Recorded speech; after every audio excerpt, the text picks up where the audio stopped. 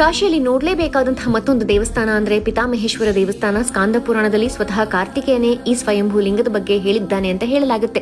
ಈ ರೀತಿ ಗಲ್ಲಿಯಲ್ಲಿ ನೋಡ್ತಾ ಹೋದ್ರೆ ದೇವಸ್ಥಾನದ ಸುತ್ತ ಮಾತ್ರ ಅಲ್ಲ, ಮೇಲೂ ಕೂಡ ಸ್ಥಳೀಯರು ಮನೆಯನ್ನ ಕಟ್ಕೊಂಡಿದ್ದಾರೆ. ಕಾರಣ ಏನಪ್ಪಾ ಅಂತಂದ್ರೆ ಔರಂಗಜೇಬನಿಗೆ ಇಂತಹ ಪವಿತ್ರವಾದ ದೇವಸ್ಥಾನ ಇಲ್ಲಿದೆ ಅಂತ ಗೊತ್ತಾದ್ರೆ ಅದನ್ನು ಹಾಳು ಮಾಡ್ಬಿಡ್ತಾನೆ ಅನ್ನುವಂತಹ ಕಾರಣಕ್ಕೆ ಅದನ್ನ ಪ್ರೊಟೆಕ್ಟ್ ಮಾಡ್ಲಿಕ್ಕೆ ಈ ರೀತಿ ಕಟ್ಕೊಂಡಿದ್ದಾರೆ ಅಂತ ಹೇಳಲಾಗುತ್ತೆ. ಇನ್ನು ಸುಮಾರು 20-30 ಅಡಿ ಹೀಗೆ ಇಳ್ಕೊಂಡು ಹೋದ್ರೆ ಅಲ್ಲಿ ಶೀತಲಾ ದೇವಿಯ ವಿಗ್ರಹ ಕಾಣುತ್ತೆ. ತುಂಬಾ ಪವರ್ಫುಲ್ ಅಂತಾನೆ ಹೇಳ್ಬೋದು.